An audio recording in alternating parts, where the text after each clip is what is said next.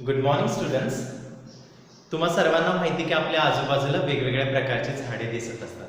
या झाडांवरती वेगवेगळी रंगबिरंगी फुले आपल्याला पाहायला मिळत असतात. या फुलांचा आपल्या आयुष्यामध्ये आपल्या जीवनामध्ये खूप काही उपयोग असतात. तर सर्वप्रथम आपल्याला पाहायला मिळतं की आपल्या आजूबाजूला जी झाडं असतात, जे गुलाब असेल, जाई असेल, जुई असेल, मोगरा असेल, तर त्याच प्रकारे आपल्याला पाहायला मिळतं की त्यांच्यावरती गाणी लिहिलेली आपल्याला पाहायला मिळतात. जसं की लता मंगेशकर यांनी गायलेलं गीत म्हणजे मोगरा फुलला, फुले वेचिता वेचिता बहरून आला, परत चाफा बोलेना चाफा चालेना, अशा वेगवेगळ्या प्रकारच्या रचना आपल्याला आपल्या कवींनी केलेल्या दिसतात आणि त्याच्यावरती वेगवेगळी प्रकारची गीतेही आपल्याला पाहायला मिळतात. त्याचबरोबर फुलांचे वेगवेगळे उपयोगी आपल्याला पाहायला मिळतात. जसं की आपण फुलांपासून गजरा बनवला जातो, हार बनवला जातो. कुठलाही कार्यक्रम असेल म्हणजे फुलं फक्त नुसती शोभेची वस्तू आहेत का? नाही, तर ती वेगवेगळ्या कार्यक्रमांच्या माध्यमातून आपण देवालाही तितकीच प्रिय असतात. आपण पाहतो की फुले ही फक्त माणसाला प्रिय नाहीये, तर ती देवी देवतांना सुद्धा तितकीच प्रिय होती. मग आपण पाहतो की कुठल्या देवतांना कोणती फुले प्रिय असतात. सर्वप्रथम आपण कमळ पाहूया. कमळ जे आहे ते विष्णूच्या हातातलं फूल आहे. त्याचबरोबर माता लक्ष्मी ही कमळामध्ये विराजमान झालेली आपल्याला पाहायला मिळते. त्याचबरोबर गणपतीला त्याला जास्वंदीचं फूल, शंकराला आवडणारं जसं बेलाचं पान आहे, तसंच त्याला निळ्या रंगाचं आणि पांढऱ्या रंगाची फुले खूप आवडतात. त्याचबरोबर आपण पाहायला मिळतं की विठ्ठलाला ज्या प्रकारे तुळस जितकी प्रिय आहे, तितकेच त्याला वेगवेगळ्या प्रकारची फुलेही आपण अर्पण करतो. म्हणजे आपली देवपूजा असेल तर आपण ही जी फुलं आहेत ती काय करतो, त्याचं आयुष्य सार्थकी लावण्यासाठी ती झाडावरची तोडून देवाला वाहतो. त्याच्या आपण वेगवेगळे सण साजरे करतो. पाहायला गेलं तर गुढीपाडवा असेल, दसरा असेल किंवा खूप वेगवेगळे त्याच्या वेळेस आपण झेंडूची फुलांचं तोरण करून दानाला लावतो. अशा प्रकारे हे जी फुलं आहेत मनाला आनंद देतात, हृदयाला आनंद देतात, त्याच प्रकारे आपल्या चेहऱ्यावरती आनंद देण्याचं कामही करत असतात. जर एखादा व्यक्ती आजारी असेल तर त्याला आपण पुष्पगुच्छ देऊन दिला किंवा एखादं छोटंसं फूल दिलं तर त्याच्या चेहऱ्यावरचा जो आनंद आहे तो फुलांनी इतका सुंदर आपल्याला पाहायला मिळतो. आपण पाहतो की आपले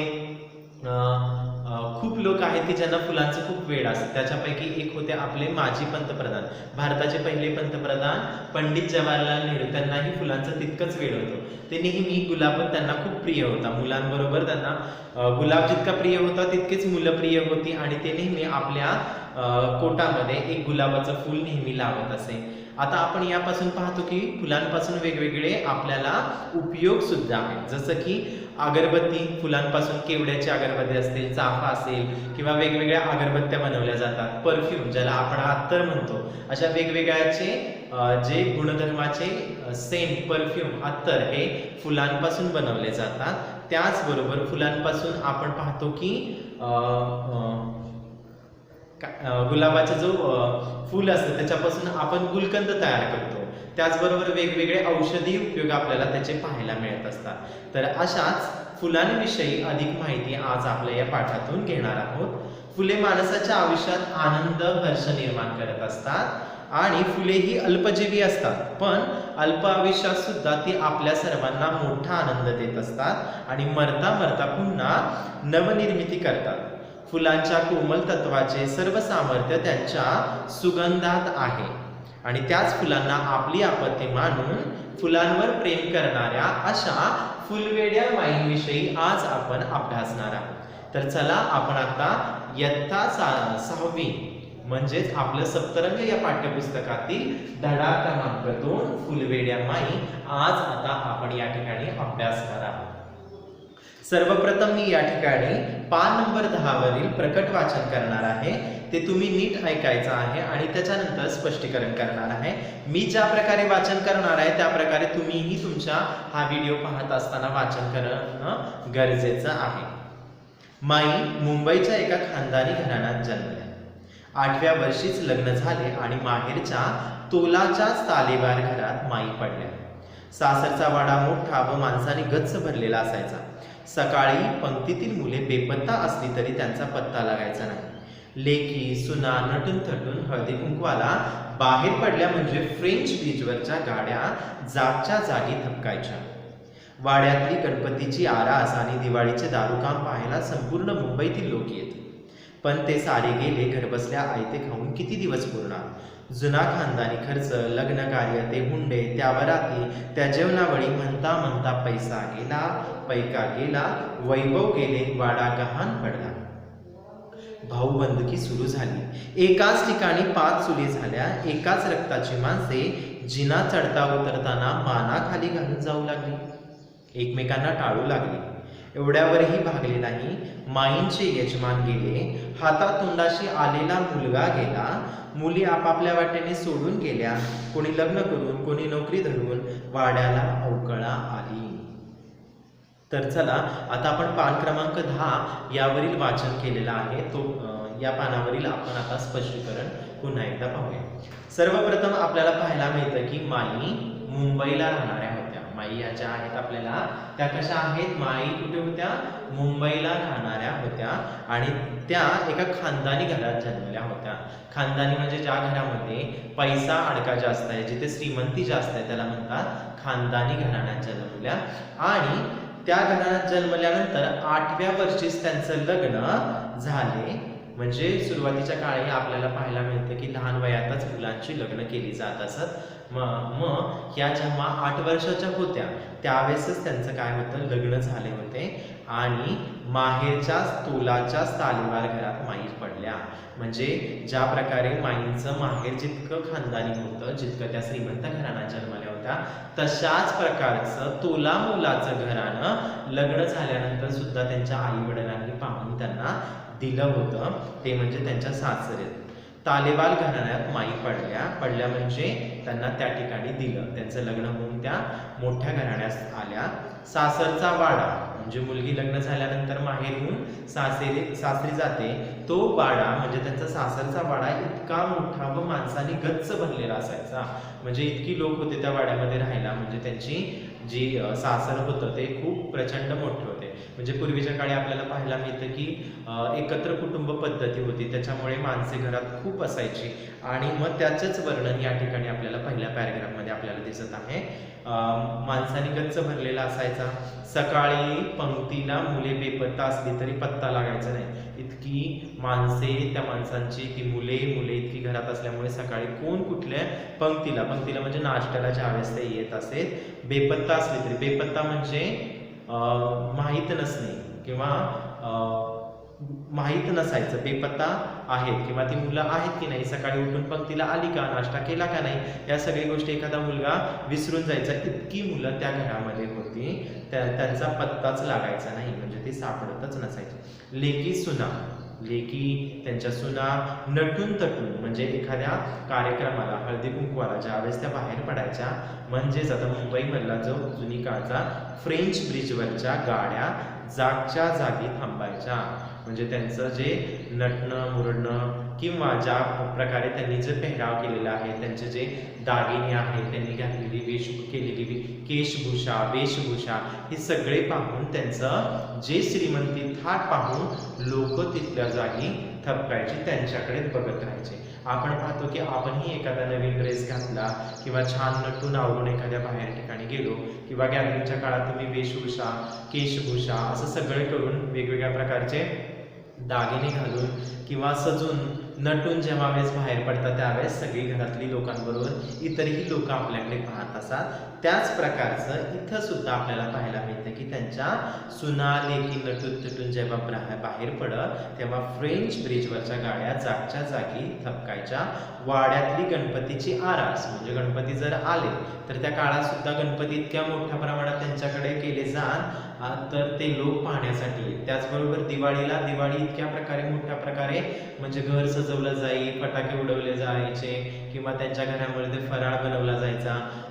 ते सर्व गोष्टी पाहण्यासाठी दारूकाम पाहायला, म्हणजे दारूकाम म्हणजे काय की फटाक्यामध्ये जी असणारी दारू म्हणजेच फटाके, वेगवेगळ्या प्रकारचे फटाके पाहायला संपूर्ण मुंबईतील लोक येत असत. आता या 4 ते 5 ओळींमधून आपल्याला जास्तीत जास्त काय कळतंय की त्यांचा जो खानदानीपणा आहे, त्यांची जी श्रीमंती आहे, त्याचं वर्णन पहिल्या पॅरेग्राफमध्ये आपल्याला केलेलं पाहायला मिळत आहे. त्यांच्या सासरविषयीचं या ठिकाणी श्रीमंतीचा थाट आपल्याला या ठिकाणी पाहायला मिळाला. आता पुढच्या ओळींमध्ये आपण पाहूया की पण ते सारे गेले.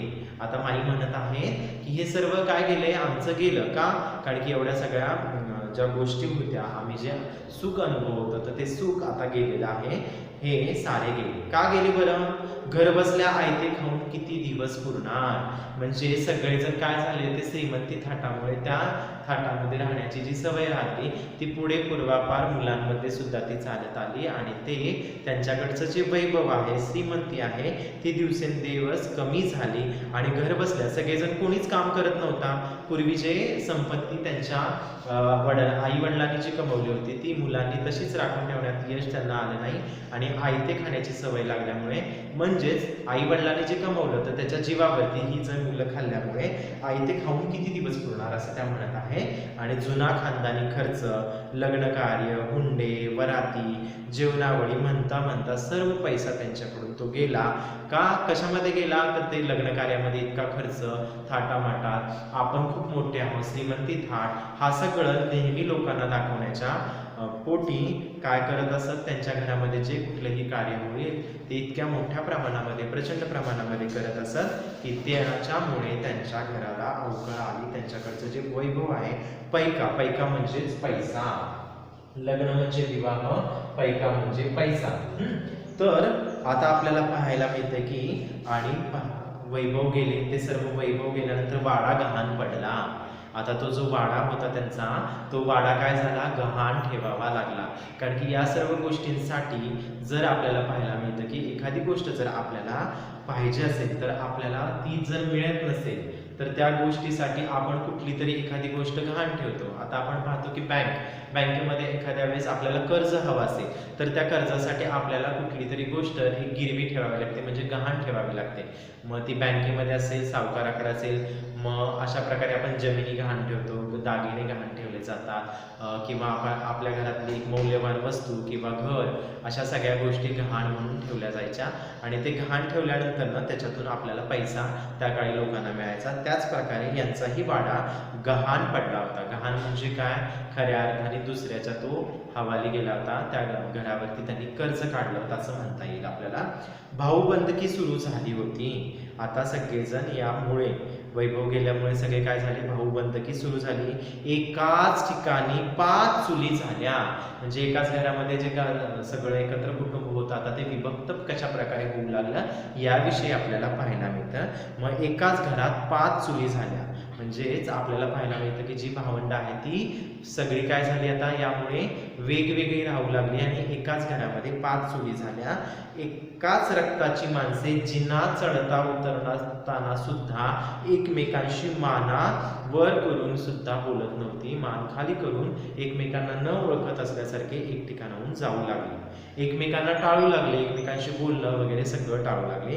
हा आपण पाहतो की विभक्त राहिल्यानंतर प्रत्येक व्यक्ती अशाच प्रकारे वागते. मग एवढ्यावरती भागले का, तर नाही, माईंचे यजमान गेले. आता आपल्याला पाहायला मिळते यजमान म्हणजे नवरा. आणि एवढ्यावरती भागले का, तर नाही, माईंचे यजमान गेले. म्हणजे ज्या आपल्या या पाठामधील ज्या मुख्य पात्र आहेत त्या म्हणजे माई, त्यांचे यजमान गेले. यजमान म्हणजे आपण त्याला म्हणतो नवरा. नवरा गेल्यानंतर हातातोंडाशी आलेला मुलगा सुद्धा गेला. हातातोंडाशी आलेला म्हणजे मोठा झालेला मुलगा, म्हणजे 20-22 वर्षाचा जो मुलगा मोठा होत गेल्यानंतर हातातोंडाशी आलेला मुलगा सुद्धा त्यांचा गेला. आणि मुली आपापल्या वाटेने घर सोडून गेल्या. कोणी लग्न करून गेल्या तर कोणी नोकरी करून गेल्या. म्हणजे त्यांचा मुलगा गेला, त्याचबरोबर त्यांच्या मुलींची लग्न झाली, त्याही त्यांच्या घरी गेल्या, सासरी गेल्या. दुसरी मुलगी नोकरीच्या निमित्ताने बाहेर पडली. मग वाड्याला आता अवकळा आली होती. अवकळा म्हणजेच काय, की जे वैभव आपण पूर्वी पाहिलं या पाठामध्ये, त्या जसं पहिल्या पॅरेग्राफमध्ये सांगत आहे, तर त्या पाड्यामध्ये आता सगळे आपापल्या वाटेने, म्हणजे जे भाऊबंद होते, जे भाऊ होते ते वेगवेगळ्या, त्यांनी आपापलं एकत्र कुटुंब होतं ते विभक्त झालं. आणि जी पूर्वीची जी परंपरा होती, जे काय होतं किंवा जे पैसा अडका होता, त्यांची जी समृद्धी होती ती सगळी विखुरली गेली. माणसे एक एक करून त्या वाड्यातून बाहेर पडली आणि त्या वाड्याला अवकळा आली असे त्या म्हणत आहे.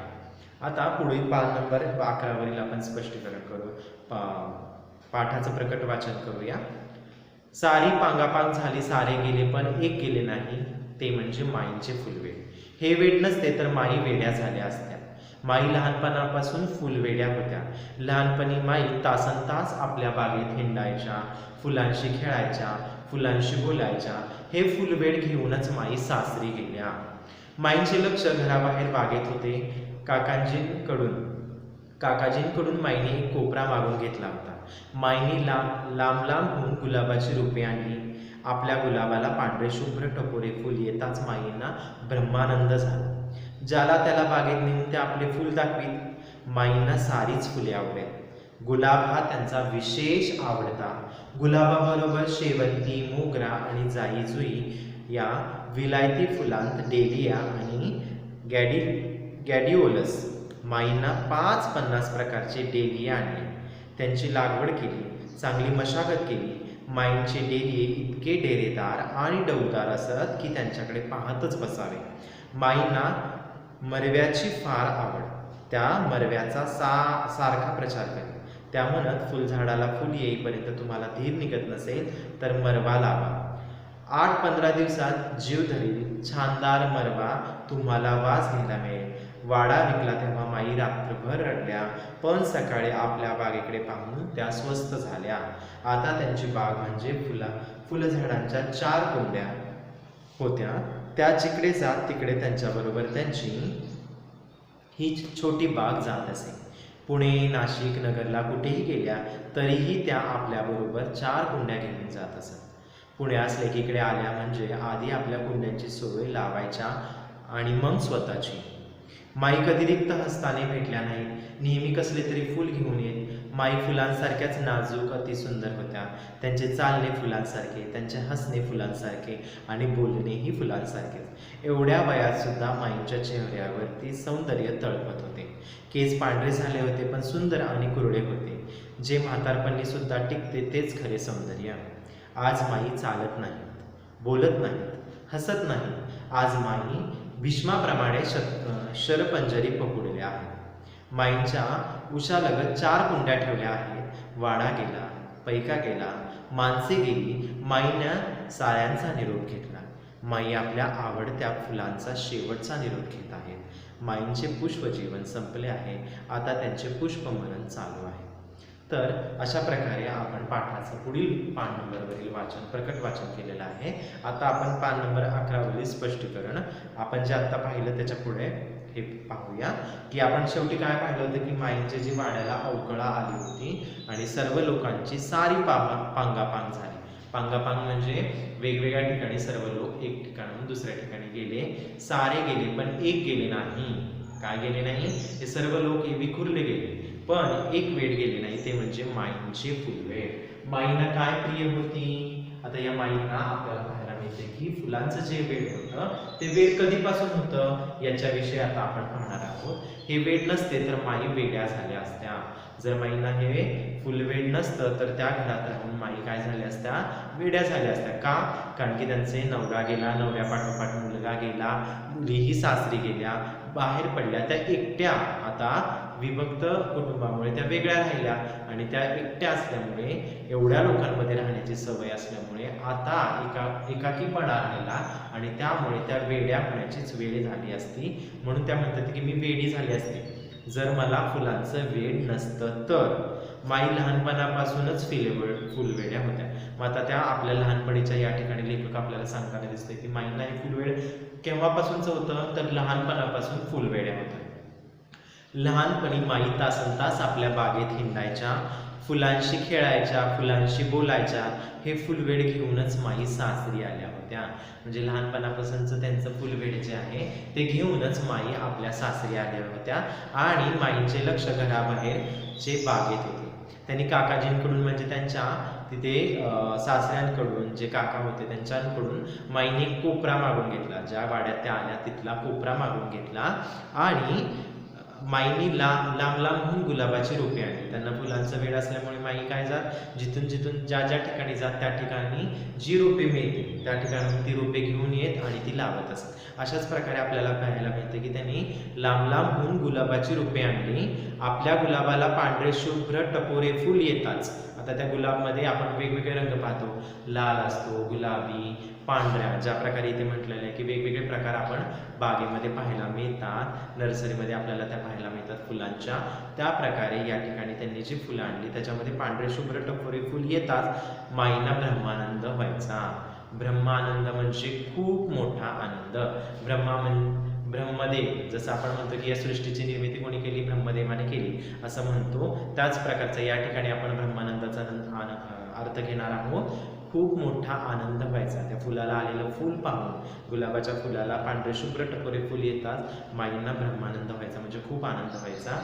ज्याला त्याला बागेत नेऊन ते आपले फूल दाखवी, म्हणजे ज्या प्रकारे आपण म्हणतो की एखादी गोष्ट आपल्याकडे जर खूप पैसा असेल, लोकांना दिखावा करण्याची खूप सवय असते, मग ती पैशाची असते, संपत्तीची असते किंवा वेगवेगळ्या दागिन्यांची, ड्रेसची वगैरे. आपण पाहतो की एखादा नवीन ड्रेस घेतला की आपण पाहतो की वेगवेगळ्या लोकांना आपण दाखवतो, मित्रांना दाखवतो, मैत्रिणींना दाखवतो, शेजारच्या पाजारच्यांना दाखवतो. तसंच ह्या काय दाखवत असतात की त्यांच्या बागेमध्ये आलेलं फूल ते शेजारच्यांना घेऊन येईल, साऱ्या लोकांना घ्यायचं की नाही आमच्या झाडाला फुल आलं असं त्या सांगत असतात. माईंना सारीच फुले आवडत, परंतु गुलाब हा त्यांचा विशेष आवडता. माईंना फक्त गुलाब आपल्याला पाहायला मिळतं की फक्त मोजकीच फुलं आवडत होती का, नाही, माईला तर फुलांचं खूप वेळ होतं, सारीच फुले आवडत होती, परंतु एक सर्वात जास्त आवडता तो म्हणजे त्यांचा गुलाब, त्यांचा विशेष आवडता होतं. आणि गुलाबाबरोबर शेवंती, मोगरा आणि जाई ही सुद्धा फुले त्यांना तितकीच प्रिय होती.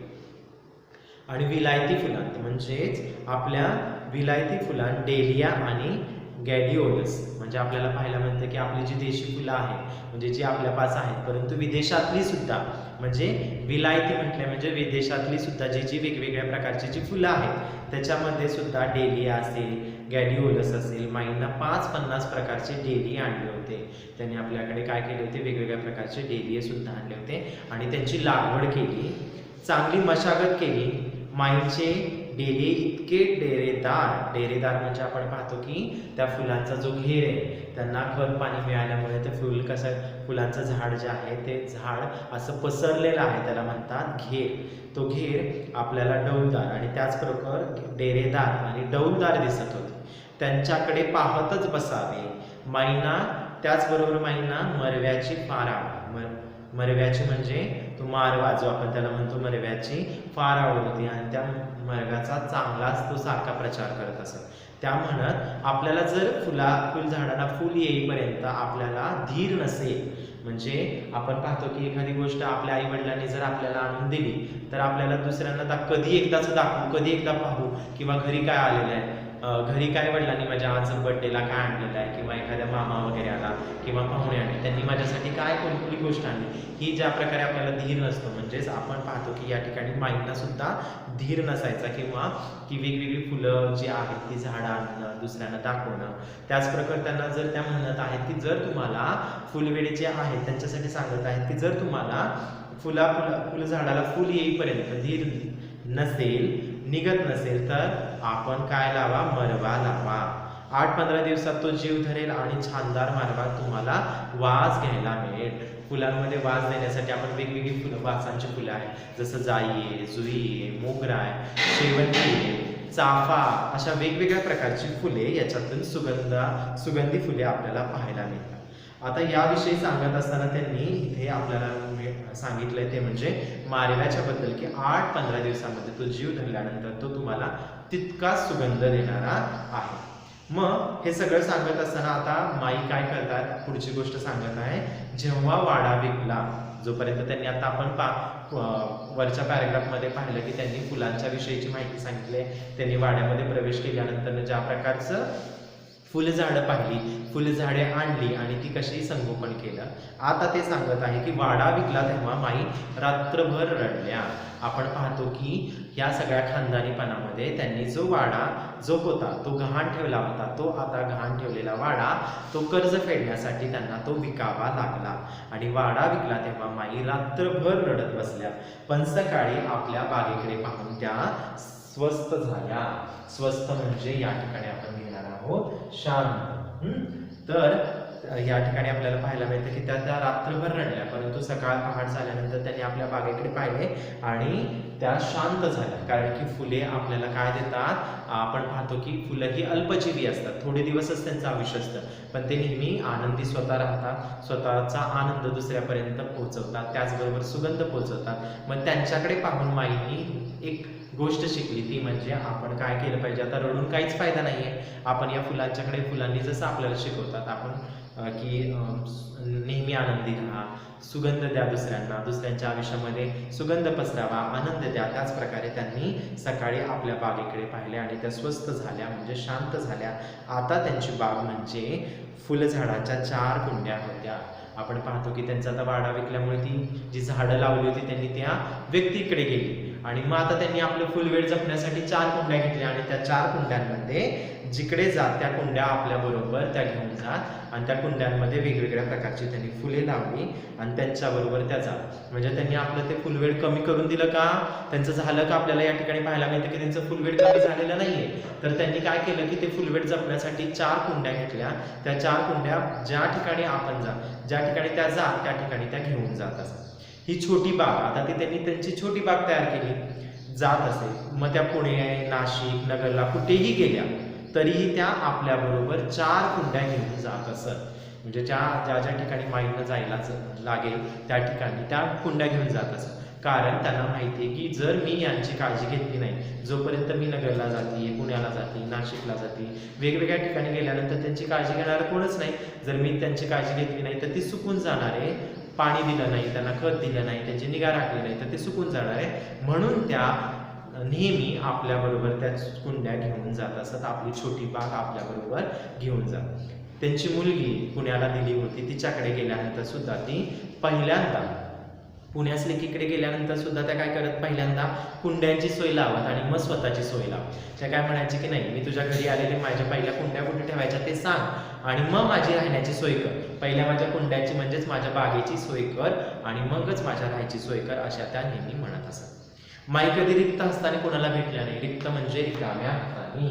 आपण पाहतो की या ठिकाणी रिक्त म्हणजे रिकाम्या हाताने. त्या कोणाला भेटल्या का कधीच तर नाही. तर त्या आपल्या काय करत, नेहमी कसले तरी त्यांच्या हातामध्ये फूल घेऊन ये. माई फुलासारख्याच नाजूक अतिसुंदर होत्या. म्हणजेच त्या कधीही रिक्त हस्ताने, रिकाम्या हाताने कोणाला भेटल्या नाहीत. नेहमी जात असत तर नेहमी कसले तरी फूल त्यांच्या हातामध्ये असे, छोटेसे का फूल असे ना, पण त्यांच्या हातात असत आणि त्या समोरच्याला देत असत. आणि माई फुलासारख्याच नाजूक, म्हणजे त्यांचं वर्णन या ठिकाणी आपल्याला पाहायला मिळतंय की माईंचं वर्णन लेखकांनी या ठिकाणी कसं केलेलं आहे. माई फुलांसारख्याच नाजूक अतिसुंदर होत्या. त्यांचे चालणे फुलांसारखे, त्यांचे हसणे फुलांसारखे आणि बोलणेही फुलांसारखेच होते. एवढ्या वयात सुद्धा माईंच्या चेहऱ्यावर सौंदर्य तळपत होते. म्हणजे आता माई लहानपणापासून त्यांचं जे फुलवेड आहे त्यांच्याविषयी सांगितलं आणि या फुलांच्या बरोबर माईंचं वर्णन सुद्धा आपल्याला या ठिकाणी पाहायला मिळतं की माई कशा होत्या, दिसायला सुंदर होत्या, फुलांसारख्याच तितक्या सुंदर होत्या. त्यांचं बोलणं, त्यांचं चालणं, त्यांचं वागणं, त्यांचं दिसणं, हे सगळं लेखकाने आपल्याला काय सांगितलंय की ते का फुलाप्रमाणेच होतं. आता या उतरत्या वयात सुद्धा, म्हणजे त्यांचं वय आता त्या म्हाताऱ्या होत आलेल्या, तरी सुद्धा त्यांच्या चेहऱ्यावरतीचं जे सौंदर्य आहे ते फुलांइतकं सुंदर आहे असं लेखक आपल्याला पाहायला मिळतं आणि ते तळपतं आहे, म्हणजे चमकतं आहे, तितकंच सौंदर्य त्यांचं आहे. केस पांढरे झाले, आता ज्या म्हाताऱ्या झाल्यामुळे त्यांचे केस पांढरे झाले होते, पण सुंदर आणि कुरळे होते. जे म्हातारपणी सुद्धा टिकते तेच खरे सौंदर्य. पहा, जे लेखकाने आपल्याला या ठिकाणी सांगितलेले की जे म्हातारपर्यंत जे तुमचं सौंदर्य जे टिकतं तेच खरं सौंदर्य म्हणायचं. मग त्यांचे जे केस आहेत ते अजूनही पांढरे झालेत परंतु झडलेले नाहीये. त्याचबरोबर त्यांचं सौंदर्य जसं तरुणपणी होतं तेच सौंदर्य आजही तसंच टिकून आहे, सुंदरता तशीच टिकून आहे. म्हणून म्हटलं या ठिकाणी म्हातारपणी सुद्धा टिकते तेच खरे सौंदर्य आहे. आज माई चालत नाहीत, बोलत नाहीत, हसत नाहीत. म्हणजे त्यांना काय झालेलं आहे की आता म्हातारपणामुळे त्यांना चालता येत नाही, बोलता येत नाही आणि त्या पडून आहेत नुसत्या. हसत जरी नसल्या, बोलत जरी नसल्या, चालत जरी नसल्या तरी त्या काय आहेत, पलंगावरती जरी पडून असल्या तरी आज माई भीष्माप्रमाणे शरपंजरी पहुडल्या आहेत. म्हणजे आपल्याला पाहायला मिळतं की शेवटच्या काळाचं वर्णन त्यांनी या ठिकाणी केलेलं आपल्याला पाहायला मिळतंय. त्यांचा आता शेवटचा हा काळ चालू आहे, म्हणजेच आपण पाहतो की त्यांचं मरण जवळ आलेलं आहे. आणि त्या काळात सुद्धा त्या काय आहेत, भीष्माप्रमाणे भीष्म तुम्हा सगळ्यांना माहिती आहे, महाभारतामध्ये तुम्ही पाहिलं आहे. त्याचप्रमाणे त्या भीष्मप्रमाणे त्या कशा आहेत, एकाच ठिकाणी पहुडलेल्या आहेत. पहुडणे म्हणजे या ठिकाणी आपल्या झोपून राहिलेल्या आहेत, म्हणजेच एका ठिकाणी झोपून राहिलेल्या आहेत. त्यांना कशाच प्रकारची हालचाल करता येत नाही, बोलता येत नाहीये. मग या सगळ्या गोष्टी असून सुद्धा त्या पडून आहेत. माईंच्या उशालगत, उशालगत म्हणजे त्यांच्या डोक्याशी आपल्याला 4 कुंड्या ठेवलेल्या पाहायला मिळतात. वाडा गेला, पैका गेला, माणसे गेली. माईंनी साऱ्यांचा निरोप घेतला. माई आपल्या आवडत्या फुलांचा शेवट निरोप घेत आहेत. माईंचे पुष्प जीवन संपले, आता त्यांचे पुष्प मरण चालू आहे. म्हणजे त्यांचं जे आपल्याला पाहायला मिळतं की शेवटपर्यंत माईंनी आपलं फुलवेड तसंच जपलं आणि ते त्या प्रकारे त्यांनी आपल्या शेवटच्या क्षणापर्यंत त्या फुलांबरोबरतीच राहिला. कारण की आपण पाहतो की मनुष्य जसजसे आपण पाहतो की एकेका टप्प्यामध्ये प्रत्येक व्यक्ती आपल्याला सोडून जातो, परंतु ही फुलं आहेत, झाडं आहेत, त्या प्रकारे पुस्तकं आहेत की ती शेवटपर्यंत आपल्याला आपलीशी राहतात, आपले एक मित्र बनून राहतात, हे राहतात.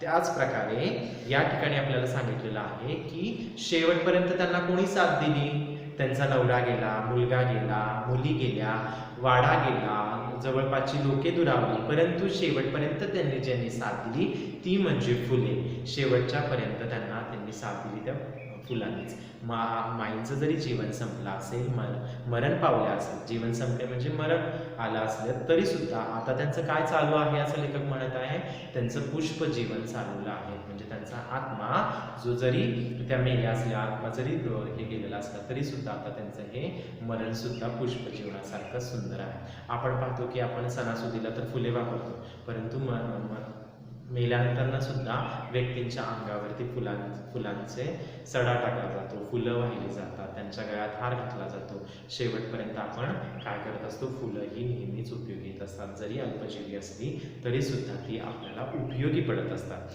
तर या पाठामधून आपल्याला काय शिकायला मिळतं की फुलांविषयी आदर करा, फुलांविषयी प्रेम तुमच्या मनामध्ये जे असेल ते जोपासा. कुठलीही आवड आपली जी मनामध्ये असेल, आपल्याला तुम्हाला असेल ती जपा. आणि या पाठातून आपल्याला एकच मिळतं की माईंना ज्या प्रकारे फुलवेड होतं तसंच आपणही फुलांविषयी आदर ठेवा, फुलांना जपा, त्यांचं देखभाल करा, वेगवेगळी झाडे लावा, फुले लावा, त्यांची काळजी घ्या.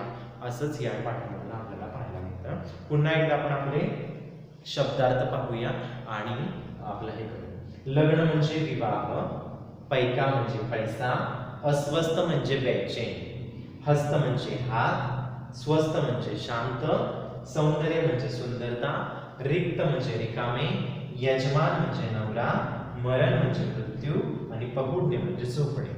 अशाच प्रकारे माईंचं पुष्पजीवन याच ठिकाणी संपलं. हा पाठ तुम्हा सगळ्यांना समजला असेल अशी आशा व्यक्त करतो आणि याच ठिकाणी थांबतो. धन्यवाद.